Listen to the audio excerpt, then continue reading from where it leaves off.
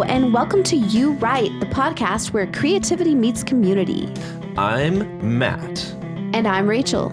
Each week on You Write, we challenge our listeners to write a story in just 30 minutes, using 3 of 5 randomly generated words. It is a fun and fast-paced exercise to spark your imagination and get those creative juices flowing. We'll read your submissions, offer feedback, and discuss the unique twists and turns of each story. Whether you're an aspiring author or just love a good tale, You Write is your place to explore the endless possibilities of storytelling.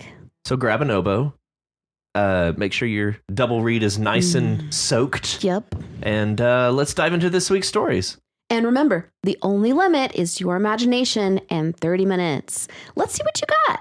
Yeah. How's it going? How's it going? Great. Yeah? Great. You mean it? I mean it. Nice. For real, though. For real, though, yeah. Yeah, for real, though. I was just commenting on your Uma Thurman Kill Bill vibes today. Thank you. Yeah, you're killing it. Am I Kill Bill in it? You're killing Bill in it. Thank you. That was, just an accident, effortless look. Yeah. I just woke up this way. Well, actually, I took a shower and I did blow dry my hair. So I guess that's it. That's all that's needed. That's all that's needed. If you're looking for that Uma Thurman vibe, just take a shower and blow dry your hair. That's right. It. That's right. Blow dry it upside down. That's what I do. Oh. Like I just bend over to where my hair is hanging upside down and blow dry it like that. And then I come up Uma Thurman. And then suddenly, poof, there she is. And bam. Yeah. But I'm feeling good today. I'm feeling very well rested. I slept 10 hours last night. Wow. Yep. How luxurious. It was. And also my sweet and puffy kitties slept with me. Oh. That made me very happy. Oh. Yeah. They usually not? No, they do. Oh. I just wanted to mention that because it's very cute. Oh, it's quite cute. It is. Okay.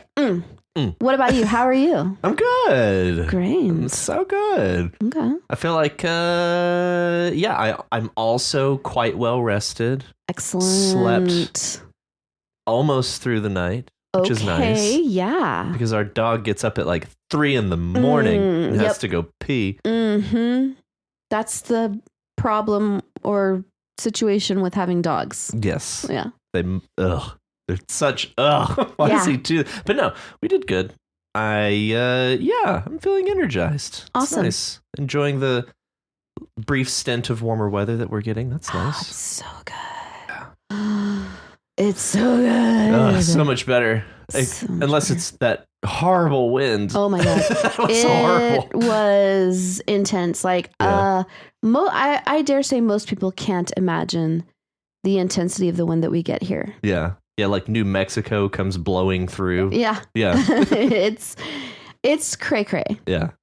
I honestly thought there was a chance that work would get canceled. I honestly was kind of waiting to hear the siren, Mm-hmm. the city the siren. Tornado sirens. Yes, yeah. Because it was so intense. Yeah. It was we locked the front door of our store because it just kept blowing open every 5 seconds. It just blow open. So we just locked it. Yeah. And if somebody showed up, we just had to go unlock it and let them in. Yeah. Yeah. It was crazy. Yeah. Yeah. You know what else is crazy? Our stories this week. These stories? So just a couple stories this week, which I have to admit, guys, were some great stories. They were. I wonder why there were only a couple. Maybe the prompt was it's a little vague or challenging. Maybe. Because Curious Writer did mention being challenged by the prompt. Yeah, that's true. I too was a bit challenged, but I of course didn't write a story. So yeah. I admittedly had an idea, but I was swamped. Swear as usual. Yes. So never had a chance to write. I'm hoping after a couple of weeks things will calm down a little bit and I can actually write some stuff. That would be nice. Yeah. I miss it. Yeah, same. Yeah. So who did we decide to read this week? I do believe that we decided to read NickedYou. Yeah. All right, so this is Savepoint by NickedYou. Krangkrir Goldstar plucked the posting off the board of the wall of the Adventurers Guild and tucked it away. The job was to deal with an outbreak of fusion virus, a dungeon-borne disease. It made the infected meld together where they touched. In this case, it had hit a farmstead that had needed to evacuate the night before when their pigs started to form a single mass. They listed only the pigs and chickens as their animals. Krangkrir used prescient preparations, and Arsenal Ready let him levitate the gear he needed out of his bag of holding. The mail sleeve around his trunk was standard as a protection, as was the horned helmet and the sheaths for his tusks. The potion to disinfect himself was an obvious choice. The throwing spears being out and ready gave him pause, though. Engaging at melee was apparently going to be unpleasant. That impression was doubled by the various offensive potions that he pulled out and made ready. He would truthfully have plenty ready and available still in his bag of holding. Not one to linger, he promptly left the guild to the cheers of approval and relief from various silver ranks. Fusion outbreaks were rare, but always unpleasant. They were dangerous enough on their own, the infected's flesh potentially warping irreparably, but the cleanup involved webs of interconnected corpses that needed to be cut up and burned. It was ugly work. It was amusing that they thought he might take care of the cleanup. He had advanced far enough to not bother with the tedious elements of the job. He chugged a potion of speed to get him on his way and set off at a light jog down the road. He saw his progress bar for his travels steadily tick down. "Please," someone called on the road. "Our wagon broke. We were fleeing that monster." The halfling family looked injured and desperate, and not terribly wealthy. "I'm going to fight it. Get into town if you can," he said. He didn't have time to bother with pleasantries. He sped down the road at a speed that was comparable to a horse, which was truly impressive for his own massive species. Njati were similar in form to elephants, and quick only in short bursts. But greater agility, greater endurance, and an expensive speed potion did wonders. In the distance, he heard a cacophonous cry, which he recognized as composed of too many animal voices calling out at once. He followed the sound, and it did not take long for him to find the beast. The result of the fusion virus was not so much a beast as it was a swell of flesh and feathers. A dozen legs sprouted from the bottom at odd angles to hold it up, and it seemed to tip onto legs sticking out to the side. Feathers coated its surface unevenly, across shapes that vaguely resembled the chickens. From the upper sides sprouted the heads of unicorns, with full horns. Either a wild herd had run into it, or the farmers had lied about what animals they had been keeping. Atop the beast, poking up from a sea of twisted muscles, was the submerging body of a sphinx, its eyes glaring at him, mouth open and teeth bared. Krangkrir hoped that its intelligence did not hold the reins, because sphinxes were smart opponents. He wisely kept his distance, and a potion of blast flew to his trunk. He tossed it, and the fusion creature rocked, some feathers burning off, but it hardly seemed injured. He tried acid next, and that had more of an effect, drawing blood. He decided to go for the overkill option, and used a lightning potion. When the jar impacted the creature, a tremendous crack sounded as electricity forked into, across, and down the creature. The whole body seized. A disturbing sight when there was such an excess of muscles across its surface, with sparse wings sticking at odd angles. But the unicorn horns discharged the electricity, and after long moments, the thing began to move again. He readied a potion of freezing to throw, but one of the unicorn heads whipped to the side, its horns releasing another jolt of electricity, smashing the potion vial mid-air, releasing a burst of cold that bit into Krangkrir more than the monster. He shivered, and readied another, but another unicorn head whipped. Pink energy flowed from the sphinx to the unicorn's head, and it let out a pink blast that suspended the potion mid-air. Krangkrir's danger sense flared, and he was able to just barely get Forcewall up in time to catch the rebounding potion. Suddenly, the beast lurched forwards, closing the distance far too easily and smashing the force wall.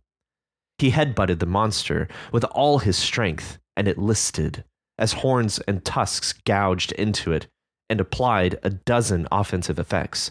But it struck back again and began to bend, trying to expose more of his body to it. He decided that was enough and activated his save point.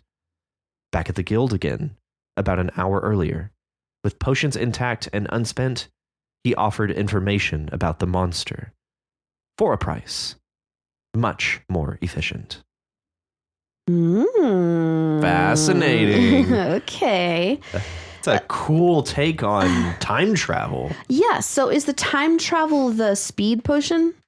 The save point, the jumping back in time, all of his stuff, like he goes from fighting this monster all the way back to where we began in the guild. Oh, I guess maybe it's that I didn't know what the term save point meant. Is that a video game thing? Well, yeah, like you can load a previous save and basically you just go back to where you were. Oh, okay. See, that's again. something that as not a video game player, I did not know. Yeah. So I was like, where's the time travel? Yeah. And I just assumed that it was, and I didn't understand the ending, the last paragraph. Yeah. So maybe Nick, unless you're just appealing to gamers only with your writing, I would put something in there that clarifies what a save point is. Yeah, and to that end, I would say you could make it textually more clear by making the beginning very memorable in some way, like some sort of interaction at the guild, and you bring that exact same interaction back at the end to show that we're basically jumping back to this moment. Maybe some dialogue that could clue us in. Maybe. Or something, because the way that I read the last paragraph was that, like, the way I read the whole thing was that save point was just something where he could just, like, stop engaging with the monster even if he hadn't beaten it. Yeah. And then he went back to the guild and he was like, well, I didn't beat it, but here's information about it. Well, yeah, and I think that's to that end, you're not entirely incorrect either, because it seems normally I would say in a video game, like he wouldn't even retain the information. Like he would have no memory, I guess. But this being a little bit more of a meta gaming experience, he's able to retain the information while his person retains all of like the potions and everything. Yeah. But knowing what a save point means is kind of critical in understanding this story. Yeah, in its current iteration. Yeah. Yes, and in that very last line was like much more efficient. I was like, I don't get it. Like, how is that more efficient? I don't, Well, I get it now. Yeah. Now that I know that he was time traveling. Yeah. But anyway, my point is, please clarify what a save point is if you want non-gamers to understand you. If you don't, then don't clarify it. Yeah. Yeah. Yeah, it is very interesting. And I do, even as somebody who knew what save point was, I think that you could, it could stand for a little bit more description right there. But it's obviously right at the end. So probably just ran out of time. Yeah. But I really like this idea. Also, the monster that he's fighting is fascinating. This fusion virus idea. That was wild as it was introduced. That was so wild. That was so fascinating. Yeah. It's like a blob. Yeah. It's like the blob. Except it seems like an amalgamation of creatures. Yeah, it's really gross. Yeah. It's really nasty. Really disturbing, yeah. But it seems like, unlike the blob, it seems like each individual creature still has its own, like, presence. Kind of autonomy in a way, like thinking. Presence. I don't know. It's not just like in the blob, it's just one entity. Yeah. Which envelopes. Yeah, and it just everything into it. Yeah, exactly. But this, it seems like they're still their own entities, kind of. Yeah. Yeah. Very, very upsetting. Yeah. It also gave me, like, visually, I kept picturing The Thing from John Carpenter's The Thing. You seen that one with Kurt Russell? Maybe. Oh man, that's a good horror movie. That's one of the best ones. That one gave me nightmares as a child. Oh my god. But this is really gross. Yes, this honestly. is very gross. Yeah. And also just I'm curious why, let's say the farmers did have unicorns, why they would lie about them being in I got the idea that that's like illegal. Yeah. It's almost like keeping wild animals or something. Yeah. Is illegal, you know? Yeah, because it did mention that either a wild herd or they lied. Yeah. Yeah. Yeah, interesting. There on the second to last paragraph, I had to read that one a couple of times, and I still didn't totally understand because it was like, he had butted the monster with all his strength, and it listed as horns and tusks gouged into it. So what did I got lost there because I was like, as horns and tusks gouged into it, like he has I think a helmet that has horns, plus he's a elephantine creature who has tusks. Oh yeah, okay. Because I was imagining the blob's horns and tusks were gouging into it, and that didn't make sense. But yes, whenever you're talking about him as having horns and tusks, that makes sense. Okay. Yeah, you may make those possessive. His horns and tusks gouged. Yeah, yes. maybe. Yeah, that might help clarify. Yes, because totally. there's a lot going on, and just remind us of who he. Well, yeah, I mean, there's one he, so that would be enough. Yeah. So to say his horns and tusks would totally clear that up. Yeah. Because like I'm already imagining this blob with all types of animal things protruding from it. Yeah. You know, so. Yeah, because, the unicorn horns were the most recent horns that we read about. Right, exactly. Yeah. But I mean, I know his tusks were the only ones that we knew about, but since horns came first, then my mind immediately went to the unicorn horns. Yeah. Yeah, the male sleeve around his trunk was standard as protection, as was the horned helmet and the sheath. So yeah, it's been since fourth-ish paragraph there since we've known about his knew about the horned helmet. Yeah. Yes, and we've talked a lot about unicorn horns since then. Yeah. Yeah. Yeah, that's a good pull because it was kind of difficult to read, and I think that would make it a lot easier. Yeah. As his horns and tusks gouged. Yep.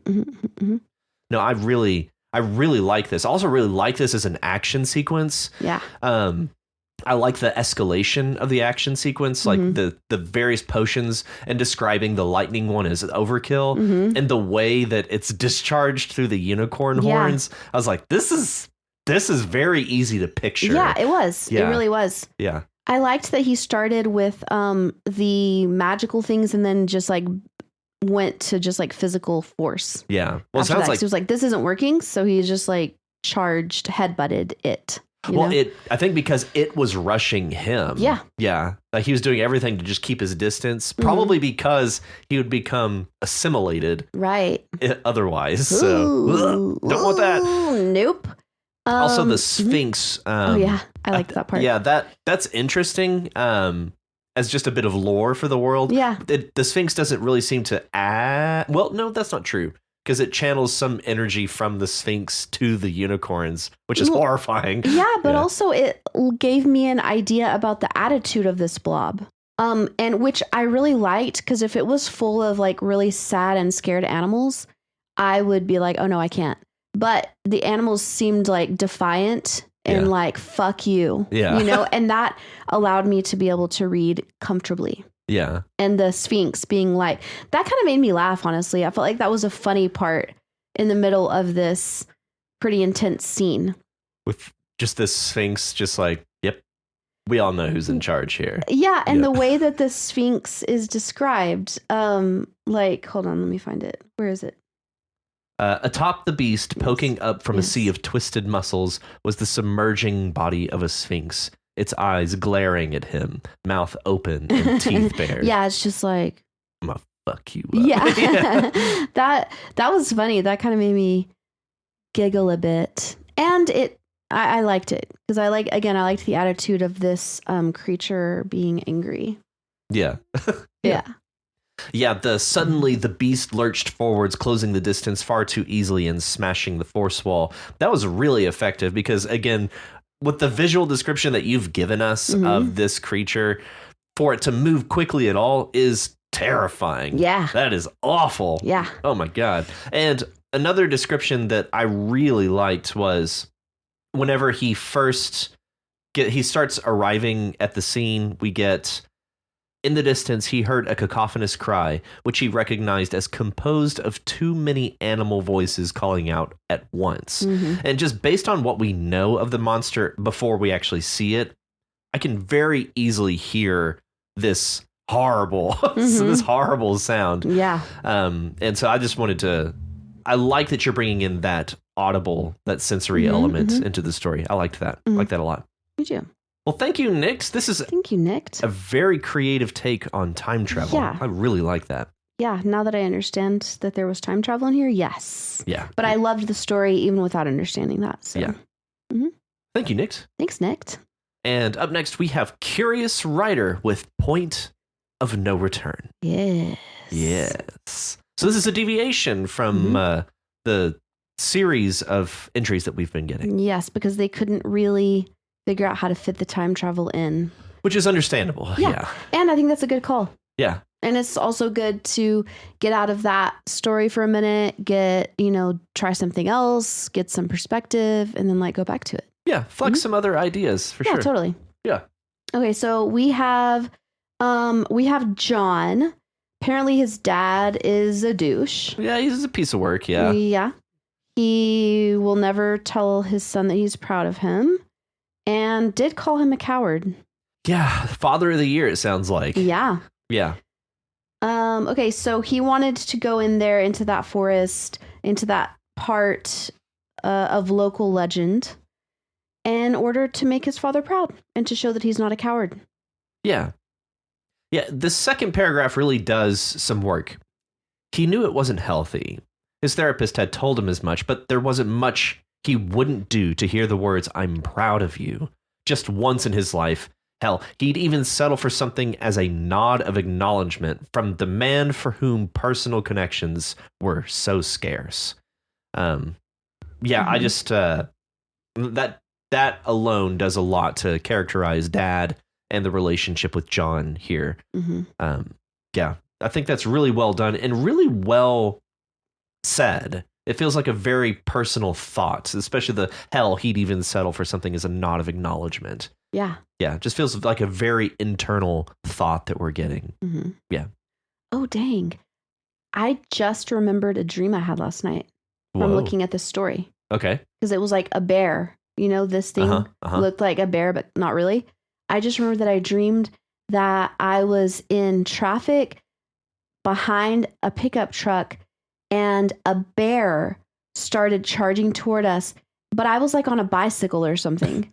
And so I rolled into the bed of the pickup truck and the bear jumped up there and was kind of right on top of me. And I was just praying. And then the bear sniffed around for a little bit and then it got out and ran off. And I said to the guy in the truck, "Damn, that was a close one. I thought I was going to die." Huh. Weird. That's weird. I wouldn't have remembered that if it wasn't for the story, honestly. Anyway. Okay, so this thing is a brown speck. It is kind of like a bear, but not any bear he had ever seen. I would change that from anyone to any bear, because that makes it sound like a person. Yeah, it's personified with anyone. Right. Yeah. So, or even anything he had ever seen. Yeah. Anything or any bear. Yeah, I think just editorial, you could go back and do some pretty simple edits and really clarify quite a few things. Right. Yeah, that anyone, I also made mental note of that one as well. And also, its muscles bulge from its skin, the first meaning to to have difficulty covering them. Okay, but one thing that kind of was incongruous here, I think, was the kind of detail with which John was able to describe this creature and the distance. Because if it was charging toward him but was a minute away, that's really far. Yeah, finding a brown speck. Yeah, to describe it as a speck and then to also have its muscles bulging from its skin, the fur seeming to have difficulty covering them. Yeah. Right. Yeah. And that makes sense if you're just like, it's coming more into focus as it's getting closer to you. But I'm just saying that if it was literally a minute away while charging, that's really, really far. And that's so far that you wouldn't be able to see those details, you know? Yeah. Yeah. Or maybe, yeah, because it's rushing towards him, as you mentioned, like it's coming into focus as we're reading. Yeah. Give us more text to show that time is passing. It's getting closer. Yeah. He's getting more details as it's getting closer. I could imagine that may have been the intent there. Yeah. Maybe I'm just a little saying bit more at the end, I recommend not saying a minute away, because that doesn't, a minute away is very far. Yeah, especially for a rushing bear. Right. Yeah. But you can't see that kind of detail if something is a minute away. Like if you're in a forest and something is a minute away, you probably can't even see it. Yeah, because the trees. Yeah. Yeah. And that's like you could see something a minute away if you were in, let's say, Lubbock. Yeah. Which is plains. Yeah, that would be, yeah. Yeah. That'd actually be pretty easy to see. Yeah. Maybe the only exception I will offer to that is that if you are at a creek or a river or something, that is essentially a clearing where you could see further distances inside of a forest. But even a minute away, that's still a long ways away. Also, just the idea that it is a brown speck. Right. Like to get that level of detail from a brown speck. Yeah. I think that's the major incongruity for me was to get speck plus all this detail. Yeah. But then he throws off his pack, takes off running into the forest, and wasn't sure what he hoped to achieve, as he doubted he could get fast enough to be safe. I would say be fast enough. He couldn't be fast enough to get away. Maybe he could get fast enough. Or he doubted he could gain enough speed. Yeah. Because I think he's talking about increasing his speed because he threw off his pack. Yeah. Yeah. So become fast enough, maybe? Yeah. Yeah, but all that to lead us to the point, he was so focused on getting away from whatever that thing was that he never saw the hole in front of him. He fell for longer than he thought possible, finally hitting the ground on a metal floor. It knocked the wind out of him, but he wasn't otherwise injured. Pulling at anything to regain his balance, he accidentally pulled down what he assumed to be a newspaper, confirmed by the text, Centerville Chronicle. He checked his head for injuries, hoping he wasn't seeing what he was seeing, or that he hadn't fallen asleep, leading to some strange nightmare. The date on the paper read October 14, 3026. So 1 millennium. A millennium, he has traveled into the future. 1,000 years. Oh, yeah, that's crazy. Yeah. And there are still newspapers. Or they've gone back to newspapers. Yeah, maybe the digital world has officially failed. Collapsed. Yeah. It's just like Time Machine, like H.G. Wells. How in the future, everything has gone back to like primitive. Yeah. Although this isn't totally primitive. Yeah, this is more like industrial. Yeah. Yeah. Industrial era. Yeah. Well, that's kind of like has precedence, I think, in the actual history of the world, because we found like traces of crazy technological advances in things like ancient Egypt. And then there's the Middle Ages, Just a dearth of progress. Exactly. And the progress that existed went away. Yeah. Like, just like a big reboot. Yeah. Basically. Totally. So this is something that's happened before. Damn, John. Yeah. Yeah. Interesting. And also it makes me wonder, looking back on it, if Dad knew that something like this was out there. Ooh. And it was a challenge to like go find the space-time warp or rip in space-time that's out in the forest. And he wanted John to make something of himself. In 3026. Yeah. Or to make something of himself as in finding this time warp and then coming back and, having this discovery. Yeah. Or something. And it also makes me wonder that this is something like this is the same reason why this strange bear is there, is because of this rip in space-time. Yeah. Maybe it's some primordial bear. Maybe. Yeah. Or is it there and it's just like a sentinel who's literally put in charge of leading somebody into the hole? Yeah. You know? Maybe. Or guarding it to Right. keep people away from it. Oh, maybe so. And he's like, no, don't. But if so, his strategy is horrible because he's leading John straight into it. Yeah. Yeah. There's also the possibility that the dad knew about the hole and just wants to get rid of John. He's like, That's a possibility, yeah. I dare you. I like the idea of the guardian bear. It reminds me of very much of Dark Tower. Yeah. Yeah. That's rad. I like that too. So who knows? Maybe he's like the cat in Alice in Wonderland, you know? Yeah. Who kind of The Cheshire cat? Well, Cheshire cat. the cat that's the normal cat before she goes into the hole. Oh. You know? And then becomes the Cheshire cat. Oh. You know? Okay. In her adventure. Uh-huh. Maybe he's going to go with John on this journey. The bear? Yeah. Is going to show up. Maybe he's like, okay, John, let's go into this hole.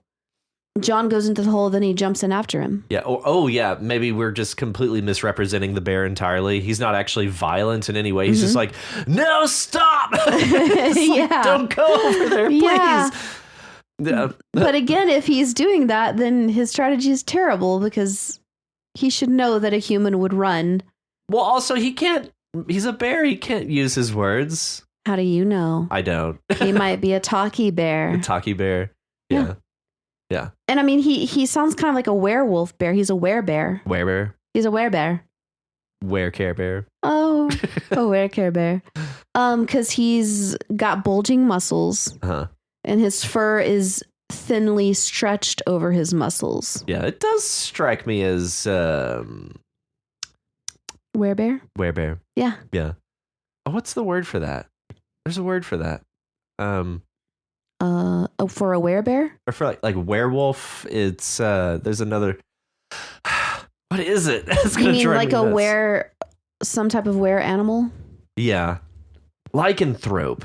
Yeah. Oh, Yeah. lycanthrope. Yeah. I feel like I've heard that before. Lycanthropy. That Okay. may be specific to wolf. Yeah, though. I think it is the like part. Yeah, lycanthrope. Lycanthropy. Lycanthropy. I got my master's in lycanthropy. What would it be for a bear then? Hold on. Orsanthrope. Orsanthropy? Orsanthropy. Orsanthropy. Yes. Yes. Bear people. Study of bear people. Orsanthropy. Or that would be orsology. Study of bears would be orsology. Yeah, there it is. Yeah. But if we're doing, because like a werewolf is like a wolf person. So are we doing like just a bear or a bear person? Bear person. Okay. That would be an orsanthrope. Orsanthrope. Hell yeah. Yeah. Yeah. High five. Hell yeah. We got there. Yeah. Yeah. Orsanthrope. So yeah, that's the current Study. Technical term. Technical term in our current theory for this story. The bear. Yeah. But we don't really know. We don't. We don't have the foggiest. Yeah, we jumped right to that conclusion. We did. Yeah. Well, thank you, Curious Writer. I'm genuinely curious. I am too. Yeah. I would really like to see what in the hell is going on here. Yeah, and also what 3026 has in store for John. Yeah. That's a long time. That's like, honestly, with this newspaper, it's called the Centerville Chronicle. I'm imagining like the 1950s. Yeah. Like Norman Bates? No. Norman Rockwell. Rockwell. That's different. Like a Norman Rockwell vision of society or something. Yeah. Rockwellian. In 3026. Right. Yeah. I'm imagining like Leave It to Beaver housewives and stuff like that. Okay. That's the Andy image Griffith I show. get. Yeah. Yeah. That's the image I get from this newspaper alone. Okay. Who knows? Okay. Well, thank you, Curious Writer. Thank you. That is all of our stories for this week. So thanks, NickedYou.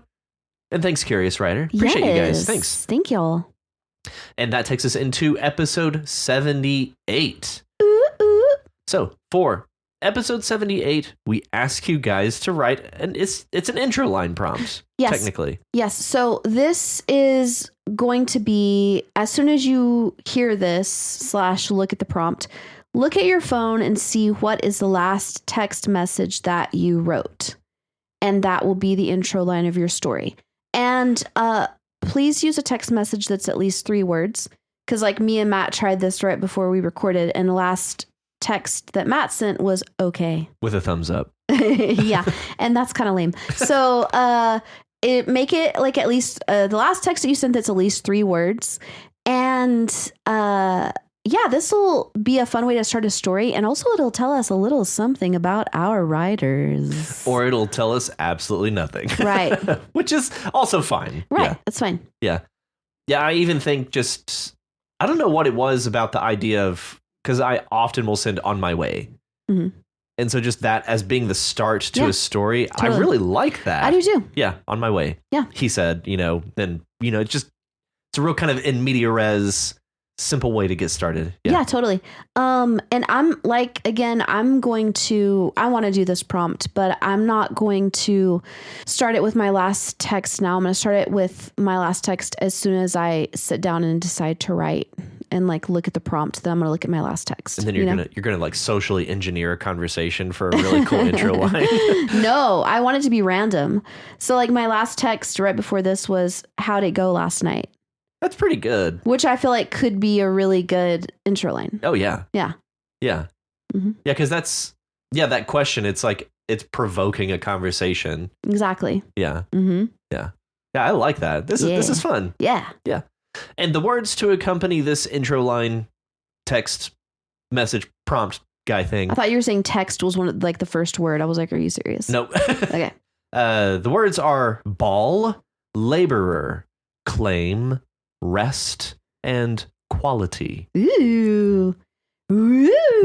So ball. Ooh. Okay. Ball. Oh man, this can mean so many things. This is fun. So ball is mostly it's a noun, but it can also be a verb. Uh-huh. It can definitely be an adjectival noun. Yep. So ball is usually a spherical item, mm-hmm. which can be used to play sports. Well, not even usually, but sometimes. It can mean testicles if we're talking about spherical things, which, roughly. Yeah, kind of. But it can also be like a fancy dance. Uh-huh. A ball. A ball. It can also just mean like a good time. Oh, I had a ball last night. Yeah. Mm-hmm. What else can it mean as a noun? As a noun? Mm-hmm. Well, baller. That's different. Right. What about no, I can't think of anything else as a noun. Ball. Okay. Okay, so as a verb, bawling. Like bawling. If you're bawling, usually that means these days I think it means that you've got a lot of money. Yeah, basically. Mm-hmm. Also, you can ball something mm-hmm. like dough. Ball it up, yeah. Yeah, or like just imagine like dough, you can roll it between your hands and you ball it up. Yeah. Or like crumple paper, you ball it up. Right, exactly, which is usually used with the preposition up. Uh-huh. Mm-hmm. And of course it can mean somebody who plays ball, most usually basketball. You want to ball? Yeah. You want to do some balling? You want to go ball? Yeah, let's go balling. Let's go ball. Let's go ball. Actually, I say that to our dog all the time. You want to go ball? Oh, let's go ball. Oh, I like that. That's funny. That's funny. Because ball is life. Right. For Otto. Yes. Yeah. Ball is life. Ball is life. That's so cute. I wish my kitties would ball. Oh. But they just look at it and say, what am I supposed to do with that? Well, actually, they'll chase it down, especially Wiki, and just like play with it and like toss it up in the air and like bat it around and stuff. Oh, so they don't even need you to play with it? No. Okay. No, but they won't bring it to me or anything like that. Which actually Wiki in the past used to bring me tennis balls. Interesting. Yeah. It was cute. Okay. So and ball as a adjectival noun, like the ball chamber. The ball return? Ball return. Yeah. Yeah, like in a bowling ball, like that's the ball return. Yeah. In a bowling alley. Ball boy. Ball boy. Yeah. Mm-hmm. Yep. Yep. And the next word is laborer. Laborer. Laborer. Laborer. This is a Noun hard only. word to say. Yeah, it's like the rural juror. Yeah, the rural laborer. One of the hardest existences would be that of the rural laborer. Also one of the hardest to say. Have you seen 30 Rock? The show? Yeah. Some of it. She's in this show, not Tina Fey's character, but she's like, oh, you have to see my new show, The Rural Juror. My God. They're like, what? Like, nobody even knows. They're too scared to ask what the actual title is because they've heard it so many times and nobody knows. Like, oh, she's like, The Rural Juror. The Rural Juror. Rural Juror. Yeah. Anyway, laborer. Yeah, that's so many R's. Laborer. Okay, so this is only a noun and it's one who labors. Yep. It's pretty boring, actually. Yep. One who does labor. And I think these days the way we use it is like laborer. It's usually talking about manual labor. Yeah. Mm-hmm. Yeah. He worked as a lowly laborer. Mm-hmm. Mm-hmm. Yeah. Swinging his pickaxe. Exactly. That's kind of the picture you get, yeah. Yeah. Mm-hmm. And the next word is claim. Claim. Claim, noun, verb, adjectival noun. Claim. Damn. This is also another very just basic word. Yeah. Just claim. I think as a verb, it's the easiest to explain, which is just like to say something is yours. Yeah. To claim it. I claim shotgun. Yeah. For example. Right on. Yeah. Yeah. And then a claim, like an insurance claim. Yeah, that's the most boring one. Yeah. Yeah. The claim of. That's a noun. Yeah. Right. But how would you use it as an adjectival noun? The claim form. Insurance the claim form. Yeah, just go ahead and fill out this claim form. Go to the claim form link. Boring. Oh man, if that's your job, I apologize. Okay, and our next word is rest. Rest. Okay, rest. Well, noun, verb. Adjectival noun. Again. Yeah. Mm-hmm. Yeah. Let's take a little rest. The rest. Can you give me the rest? Mm-hmm. Yeah. Yeah. I hadn't even thought about that. That's a whole nother meaning. Yeah. Which is not even related to rest Relaxing. as in resting. Yeah. The rest, like the residual, the leftovers. The remaining. Yeah. Yeah. Interesting. Why do we say that? Why do we say that? Why? The rest. What the fuck? Can you give me the rest? Ay, Dios mío. English is so dumb. Why does that mean that? I can't even, this is boggling my mind right now. We are thoroughly boggled. We're confused. But it's kind of funny how rest, like restroom. Mm. So a proper restroom really should have some sofas. Yeah. You're going to actually rest. Right. Huh. Wow. Okay, this is kind of old school though. So it's like, what kind of social interactions did they used to have where you had to actually rest from it? Like, imagine you were at some party or some social thing and you have to literally go into another room by yourself and just rest. Rest. Just exhausting. Like, God, these people, the worst. I imagine aristocracy, going, being at court, you know? Yeah. Court. I know. I just imagine somebody really putting on a show and showing face hey, everybody. Woo, I'm so happy to be here. And then they go into the restroom and they're just let down the facade and they're just fucking fuckers. Fucking, can't stand anybody here. Hey guys. Yeah, then they You're go here back out. too? Hey guys. Oh, that reminds me of did you ever see that commercial where have we talked about it on this show? I don't know. I don't know. But the commercial where it's date night and this guy is they're going out to the car and the guy's oh, I gotta go grab something. I'll be right back. And the woman gets into the front passenger seat and she farts really, really loudly.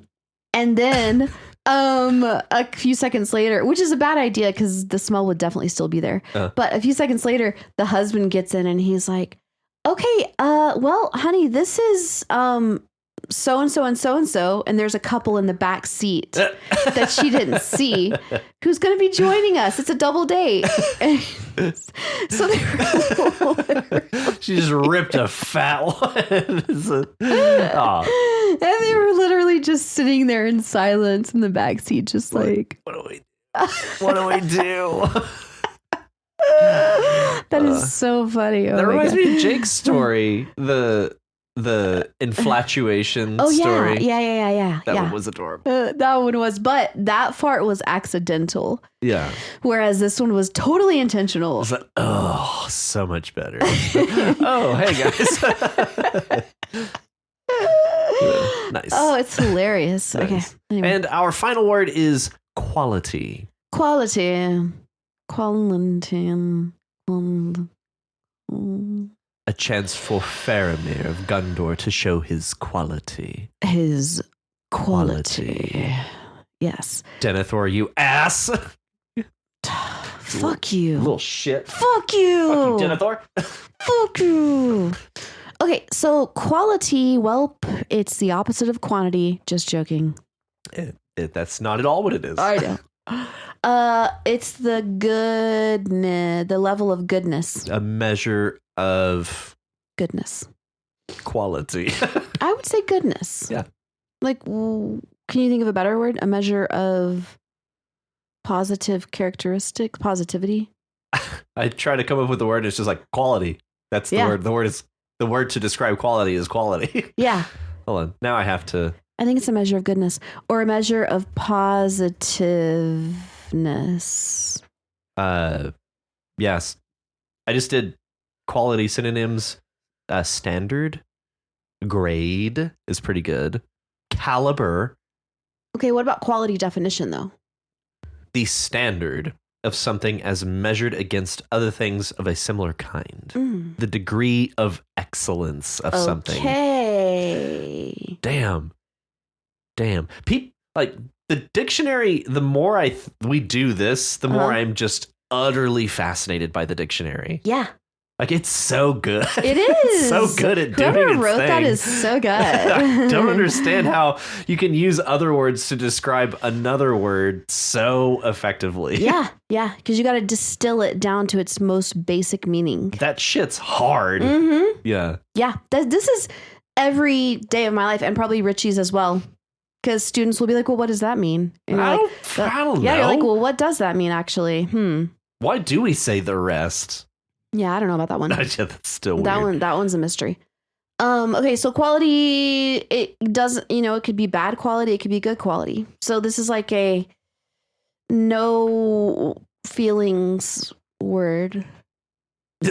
This is a neutral word. No feelings word. Yeah. No feelings word. Also, the second definition is a distinctive attribute or characteristic possessed by someone or something. Yeah, it's a characteristic. Mm-hmm. Yep. A quality of somebody or something. Yes. I'd find leadership qualities. Yes. Yeah. So those words again are ball, laborer, claim, rest, and quality.